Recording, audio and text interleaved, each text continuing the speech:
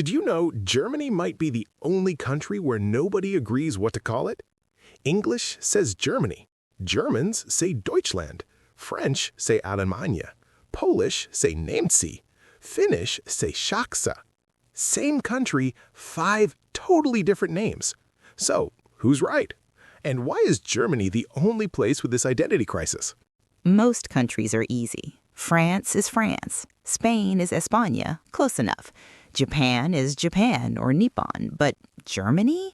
It's like every neighbor looked at the same land and said, yeah, we're calling it something completely different.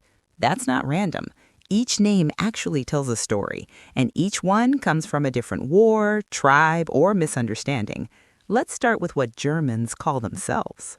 If you go to Berlin and say, welcome to Germany, nobody says that. They say Deutschland. This word comes from an old word, Deutsch. It basically meant the people or the language of ordinary folk.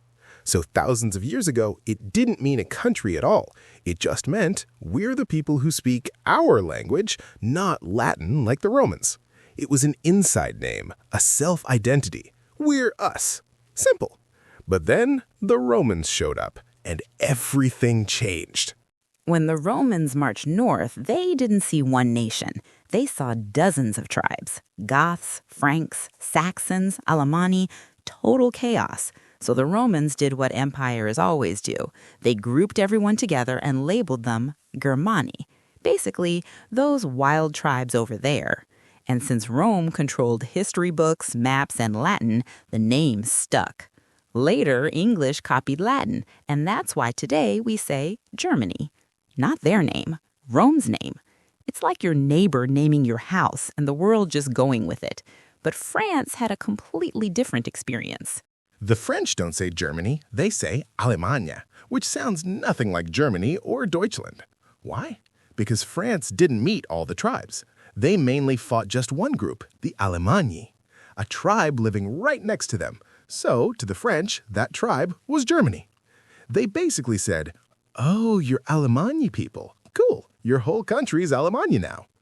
Imagine calling all of America Californians just because that's who you met first. That's literally what happened. But it gets even funnier when we look east. In Polish, Germany is Niemcy, and this one is savage because it basically means the people who can't speak, or more bluntly, the mutes. Not an insult exactly, just practical. From the Slavic point of view, if someone didn't speak your language, they sounded like noise, so they labeled them the silent ones, the ones we can't understand. So Germany became the land of the people we can't talk to. Not very flattering, but very human. And then there's the weirdest one of all. Finnish doesn't use Germany, Deutschland, or Allemagne. They say Saksa, which comes from the Saxons. But here's the twist. Finland didn't learn about Germany through war. They learned through trade, merchants, ships, commerce. And many of those traders were Saxons. So, in their minds, Saxons equals Germans. So the whole country became Saksa. It wasn't about politics. It was just those guys we trade with. And here's the cool part. All these names aren't contradictions. They're perspectives. Rome saw tribes equal Germani. Germans saw themselves equal Deutschland. France saw Alemanni equal Allemagne.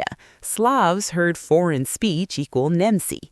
Finland met Saxon traders equal Saksa. Same place, different neighbors, different history, different label.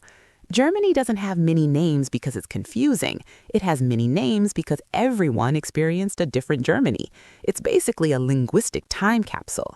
Every name is a fossil from an ancient relationship. So, next time you hear Deutschland, Germany, Allemagne, Niemcy, Saksa, remember, they're not translations, they're stories. And honestly, it might be the only country where history is literally baked into the name. If you like weird history mysteries like this, hit subscribe. There are way more everyday things around us that make zero sense until you know the story. And trust me, they're way cooler than they look. See you in the next one.